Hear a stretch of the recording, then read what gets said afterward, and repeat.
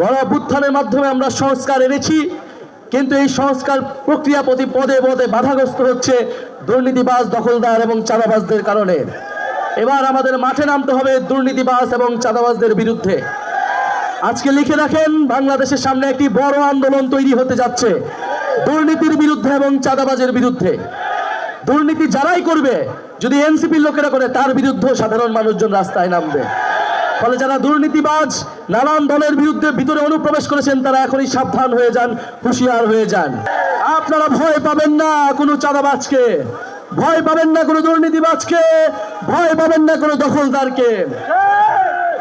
একটি রাজনৈতিক দল তাদের লক্ষ লক্ষ কোটি কোটি মানুষের কথা আমাদের বলে, এই কোটি কোটি মানুষের দল নাকি তাদের? এই কোটি কোটি মানুষ, লক্ষ লক্ষ মানুষ আমাদেরকে দেখায়েন না। আমরা ফ্যাসিবাদের আমলে দেখেছি কার কত মানুষ ছিল এবং সেই মানুষেরা কত কত আন্দোলন গড়ে তুলেছিল। ঢাকা বিশ্ববিদ্যালয়ে আমরা 10 জন মানুষ নিয়ে দাঁড়িয়েছিলাম।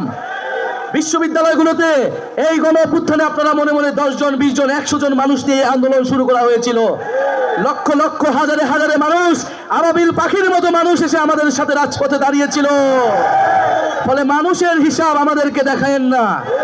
যদি নৈতিকতার সাথে থাকেন, যদি ইনসাফের সাথে থাকেন, একজন মানুষ 1 লক্ষ মানুষের থেকেও শক্তিশালী হয়ে দাঁড়ায়। বিচার সংস্কার ছাড়া নির্বাচন বাংলার জনগণ মেনে নেবে না। যারা বিচার সংস্কার ছাড়া নির্বাচনের পরিকল্পনা করে, তারাই নির্বাচনকে পিছিয়ে দেওয়ার ষড়যন্ত্রে লিপ্ত। ফলে নির্বাচন ভোটাধিকারের পক্ষে সত্যিকার অর্থে লড়াই করে যাচ্ছে গণঅভ্যুত্থানের নেতৃত্ব, জাতীয় নাগরিক পার্টির নেতৃত্ব। আমরা স্বাধীনতা এনেছি, আমরা সংস্কার আনবো, আমরা আমাদের সার্বভৌমত্ব রক্ষা করব।